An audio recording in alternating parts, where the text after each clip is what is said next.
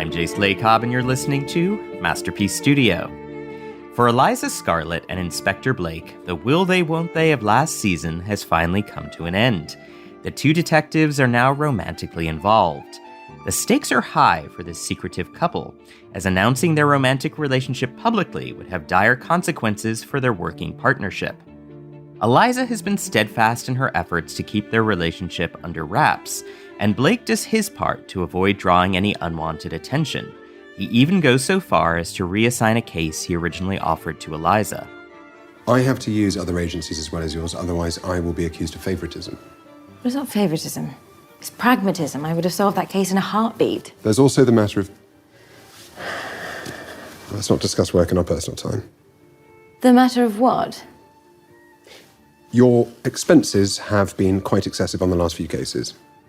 Well, they were big investigations. I needed lots of resources. I'm just reminding you the budgets are tighter than ever. It's something to be aware of in the future. Perhaps you're right. We should not discuss work. Let's talk of something else. As the pair try to navigate the murky waters of their love life, working life, and keeping this huge secret, tensions inevitably arise. Both parties want to keep this idyllic bubble from popping, which is particularly tricky in their line of work, an environment where one's senses are tuned to spot clues. Have you fallen out with the inspector? Not at all. You just seem rather officious and to the point. Inspector Blake is a client of mine, and that's how I am with clients. No, you're not. Well, I shall be from now on. By the end of episode 2, Blake and Eliza enjoy a quiet dinner in a part of town far away from prying eyes. In their own company, they digest the most recent case, but quickly remind themselves of their rule not to discuss work during their private time, a rule that seems like it was meant to be broken. Did you hear about that robbery that went wrong in Blackfriars? No. Does that breach our rule? Oh. It does a little, yes. What if we amend the rule? We're allowed to discuss work that doesn't directly concern us. I'm about to take over the case. I say hell with it. When I say the burglary went wrong, I mean it went spectacularly wrong. Do tell. So, it all started in the most bizarre way. Today, we're joined by Miss Scarlet star actor Tom Durant-Pritchard to discuss Blake's side of the relationship and how he maintains a level head while keeping his romance with brilliant private detective Eliza a secret.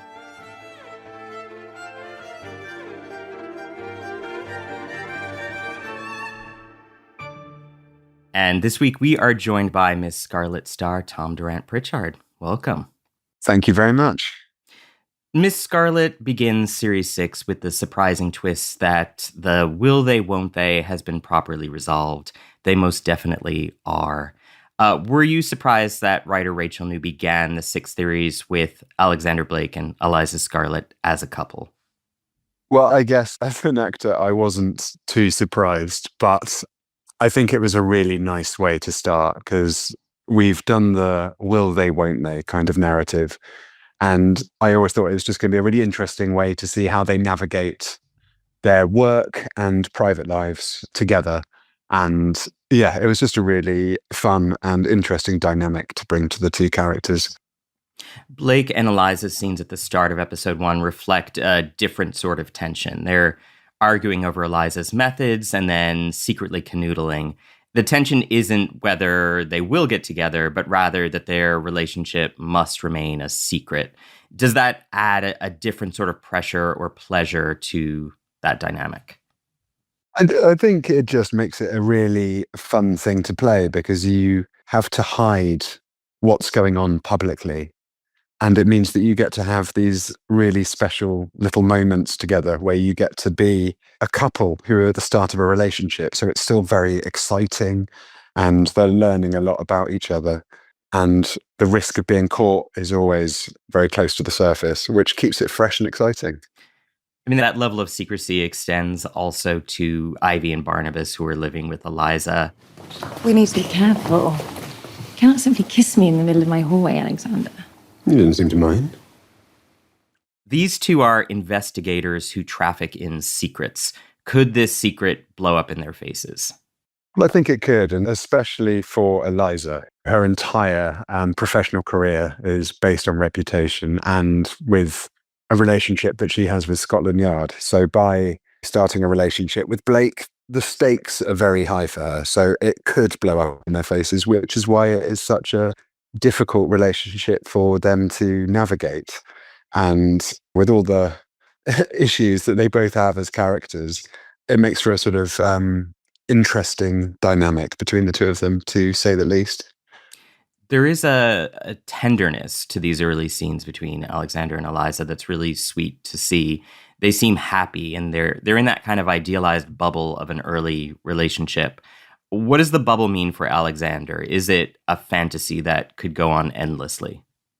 I think for Alexander, it's fraught with all the complications of the fact that he had previously been in a relationship and his wife had died. So the idea of embarking on a new relationship with somebody when he has a daughter that he's trying to raise by himself means that the stakes are so incredibly high for him. So while he enjoys it, he's still very pragmatic and mature about the whole experience. So while it's incredibly enjoyable and exciting and all of those things that you get from a new relationship, it's sexy, it's fun, it's also dangerous. And I think he's aware of all of those things playing out at once. Eliza expresses a concern about working with Blake now that they are a fully realized couple. There's a danger in mixing business with pleasure. She's turning down work with Scotland Yard as a result because she doesn't want to ruin how perfect everything is at the moment. Does Blake see their working together as similarly risky? Yes, he sees it as risky, but I think the thing that he notices is that Eliza is being overly cautious and the stakes for her are much higher than they are for him because he will continue to be employed by Scotland Yard, whereas the consequences for Eliza are incredibly high and he's aware of that. And he's aware that also that, by telling people about his relationship is not going to affect him potentially as much as it would her. So he's trying to protect her, he's protecting himself and his family, but the sort of implications that it might have on his work are they're not minimal, but they're just different and it's complicated because now he cares for somebody deeply. So I think on a personal level, he just doesn't he doesn't want her necessarily putting herself in harm's way. He'd rather that she was safe at all times. I mean, at one point he does chastise her. He says, "You're so intent on keeping our relationship secret that you're in danger of broadcasting the very thing you're trying to conceal." Yes, I mean, there is much more risk for her than for him at Scotland Yard. But why do you think he's perhaps better at compartmentalizing their relationship than Eliza is? And I think his background with military, this, that, and the other, he's traveled the world. And I guess there's a sort of element of him where he's had to compartmentalize. He's had to keep his private life and his work life separate and has always managed to kind of keep those two things very separate entities. And also when he's got a daughter that he doesn't want to involve in the sort of murky world of his police work, he's become very good at compartmentalizing those parts of his life. And yeah, this relationship is muddying the waters and proving to be much more complicated than he first imagined. So you've now played Chief Inspector Blake for 2 full series. Did your appreciation or understanding of him as a character change at all after that first series? Well, it definitely changed a little bit after the first series. It's always daunting going into a sort of well-loved show, but after getting the first series done, it was nicer because it was a bit of a relief that it went well. And Rachel, and Ben have written the most wonderful character.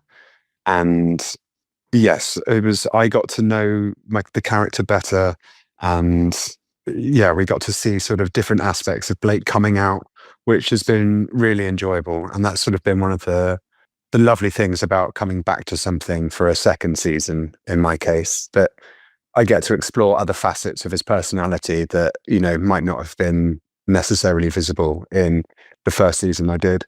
And yeah, that's just one of the treats of being able to work on really well-written stuff.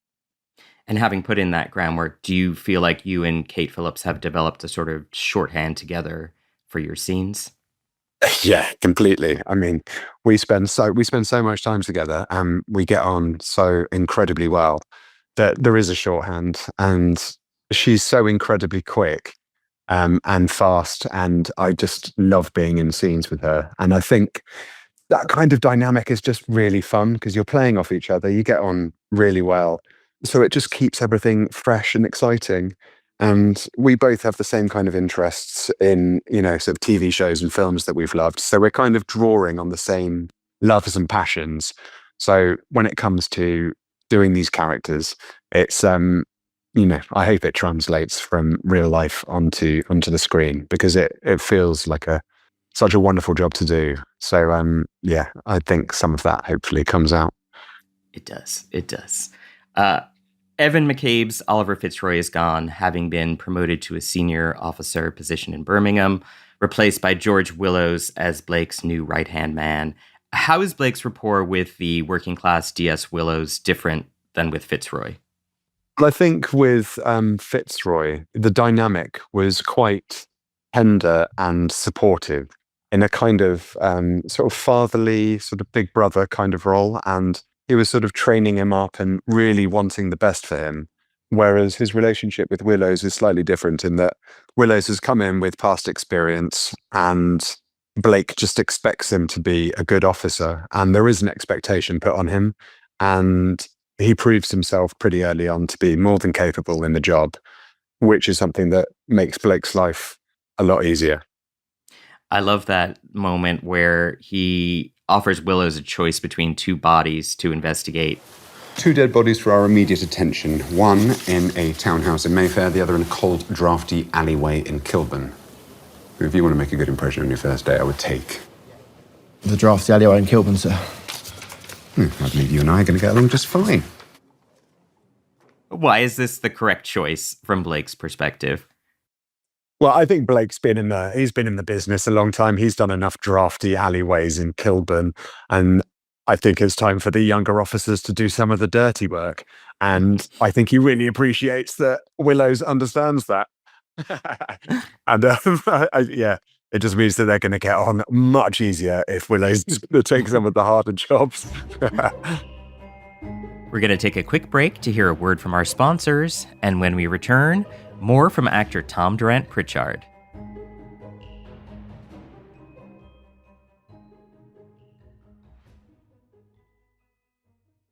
Ocean voyages, expeditions, river journeys. Viking is dedicated to bringing travelers closer to the destination, offering a small ship experience and a shore excursion in every port. Learn more at Viking.com.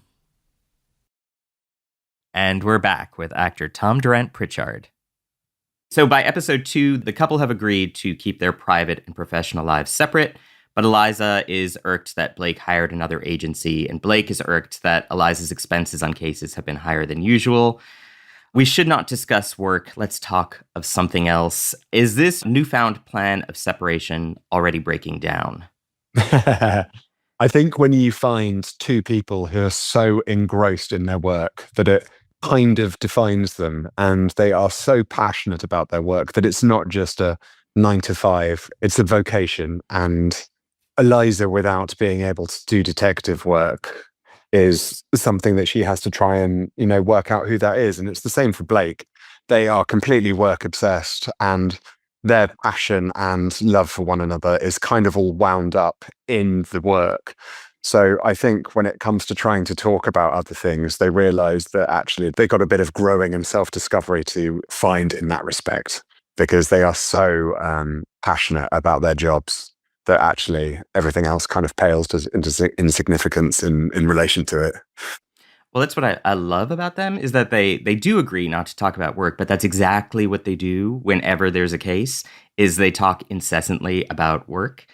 Is this a situation where two workaholics, even, and I'm using air quotes here, off-duty ones, will just obsess over work?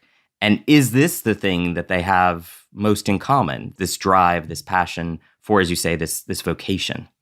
I think it's definitely one of the things that they have in common. There is definitely a very strong bond between the two of them. They are both passionate about their work. They love their job, the excitement, the thrill of doing it. But I think on a deeper level, they have kind of morals and a worldview that is actually very similar. They've both been hurt in their past, and they are vulnerable people who find each other at a time in their lives where they are quite open and quite raw. And I think it's the sort of depth and vulnerabilities that they both show with one another that is kind of the main draw between the two of them. And I think the thing that I really like that is something quite endearing, and a sign of two characters sort of growing a little bit older. They're not in their 20s. I think they both want the best for the other person, regardless of circumstance. And I think when you find a partner who wants the best for you and vice versa, that is something that, regardless of what situations they find themselves in, that will always shine through. And that is something that I really hold on to as being kind of the foundation of why they might work as a couple in particularly tough circumstances. I love that, though. To have the best or want the best for your partner, regardless of the situation, I think it shows the kind of maturity that they're coming to this relationship with. As you say, they've both been sort of hurt. There's rawness and vulnerability here, but they still are capable of love. And I think that gives us something to root for as an audience, and to root for them, that they can maybe find this together. Sneaking out the back door in the dead of night. Feel 15 again. Are you brooding? No, You sure? I'm perfectly fine. He makes light of this here, but is that a tinge of irritation about the situation that we can maybe hear in your voice? Wouldn't things be easier for everyone if their relationship were out in the open? Yeah, it definitely would be easier if their relationship was out in the open, but I think it's kind of a two-edged sword. There are certain aspects of sneaking around and feeling like a teenager that is, a little bit exciting, a bit sexy, and I think that really appeals to him, and it is fun. But there is another part of him who is the mature, like adult, single father, who it would be a lot easier if the relationship could be open, if he could get to a point where he felt comfortable to tell his daughter. It would make his life, and he believes Eliza's life, a lot easier. But yeah, he's not perfect. He still has flaws. He's not worked it all out. So it's on some levels he seems like an incredibly mature, advanced person, but he's still quite backward in some things, and I think he really struggles with trying to work out what to do with the relationship, and he finds it incredibly difficult. Willow surprises Blake when he asks, As I'm new here, I just wanted to check something, but it's a bit awkward. I don't really know how to put it. Concisely, I have a train to catch. Do you think it's all right for a copper to be romantically involved with a lady he works with? Why'd you ask? Well, if you have something to say, Detective Willis, then say it. I've been out for dinner with a lady from the clerical office. Twice, actually. Miss Isabel Summers. I'd like to take her out a third time, but I want to check with you first. I'm not her father, Detective Willis. What you do in your free time's your own business. Thank you, sir. Willows is, of course, asking about Isabel Summers, but Blake is taken aback, thinking he's alluding to his relationship with Eliza. What goes through his head here? Is this pinging his moral compass at all? Yeah, absolutely. I think Blake is somebody who sticks to the rules and is guided quite strongly by a sense of morality. And I think he is aware on one level that keeping this relationship secret, and even in some ways engaging in the relationship at all, is kind of flirting with the fringes of what is right. So when Willows brings this particular matter to him, I think he's completely sort of blindsided by it, and it brings up a sense of shame and embarrassment and immediate guilt. So it's it is kind of fascinating to see what it does bring up in him. But the relief when he finds out he's not talking about him also says quite a lot about him. Their agreement falls apart when they represent different parties in the case of a racehorse that has gone missing during a contentious divorce. Alexander, I appreciate this is difficult, and if I was in your position, I would keep my cards close to my chest too. Not that I'd ever be in your position since I'm a woman. Thirdly, do not try and extract information out of me using guilt. I resent that suggestion. It's not a suggestion, it's an accusation. Is this their form of flirtation? This sparky banter between them? I think it is. I think the way that they do flirt is that it is a sort of slight power balance, and also the game of enjoying each other's company and the fact that they both respect how good the other one is at their job. And they're both competitive. They both want to win. So there is a sort of a strange flirtation in the way they deal with these particular cases. But also, like, beyond that, there's also the part of Blake is he is genuinely concerned when Eliza takes on cases, because there are cases which are dangerous and that he doesn't actually want her getting involved in, because all of a sudden he's got this person who he knows is capable. But when you really care for somebody, it takes on a whole different level of significance. So it's a sort of, it works on two levels. They enjoy the sort of flirtatious chat that it brings out between them. But on a deeper level, it's genuine concern on his side. Having said that, how important was it to you that Blake and Eliza hold on to that repartee, even now that they're a couple, that they don't lose that sort of sparky banter that has been sort of a hallmark of the series? Well, I think it's kind of essential, because I think if you suddenly just had two people who get on incredibly well and aren't fighting for their own interests as well as the other person's, and they're going to knock against one another, my concern is that it would suddenly fall quite flat, and it would just sort of feel like, it would just be a very lovely TV show where two very nice people being very nice to one another go and sort of gently solve crimes. And I think some of the excitement that, comes out of the show is the fact that they are direct with one another. They do have disagreements, and both of them can be obnoxious. They can be childlike. They can have arguments. They're both trying to do the right thing. I mean, sure, Eliza goes about it in, completely the wrong way from time to time. But I think that is what I find quite exciting, is what's, both infuriating and the most enchanting thing about Eliza. And you always know that regardless of what they do, there are certain boundaries that, as long as she doesn't cross them and vice versa, he doesn't cross them, they can bicker and sort of banter back and forth as much as they want, but they're always going to resolve their differences, and they're always going to be working together for the same outcome. But yeah, it's part of the joy of doing the show, is that bickering between them. Okay, Tom, you said boundaries. Eliza takes a case file right off of Blake's desk, cracks the case, and then gives a press conference on the front steps of Scotland Yard. To me, that's crossing a boundary. Would Blake tolerate this behavior from anyone other than Eliza? And does that give him any pause? No, he wouldn't accept that from anybody else. It's outrageous behavior.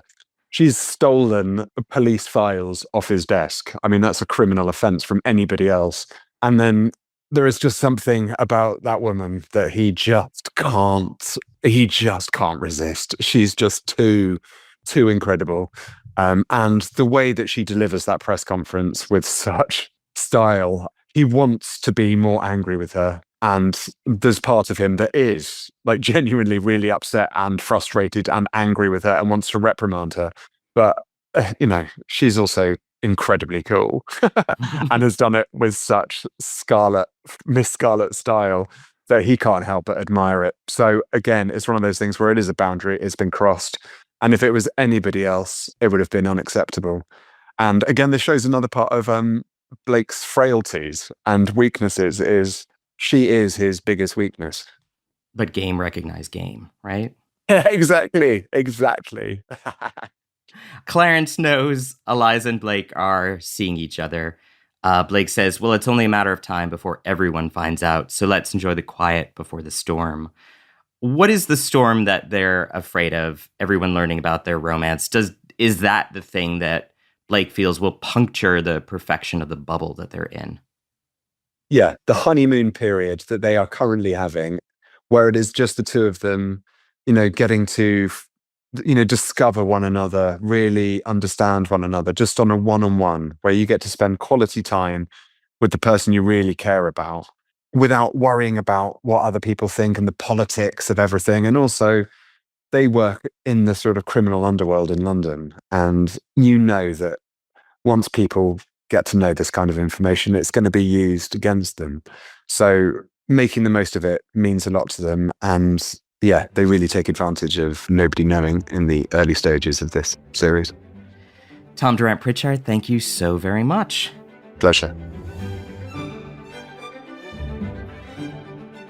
Next time, we make our way up north to the Yorkshire Dales, where loving horse owners are willing to try just about anything to make their animals comfortable.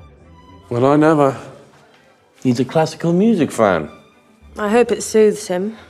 When I feel fraught, a spot of Elgar works miracles. I know stable hands that swear by singing to their horses. Pilbrick's more of a sophisticate. Philbrick. Philbrick. Be sure to tune in next week as we sit down with actor Gaia Wise to talk about how her character, the down-to-earth Charlotte Beauvoir, forms a bond with Tristan Farnon over animals, music, and readjusting to normal life after serving in the war.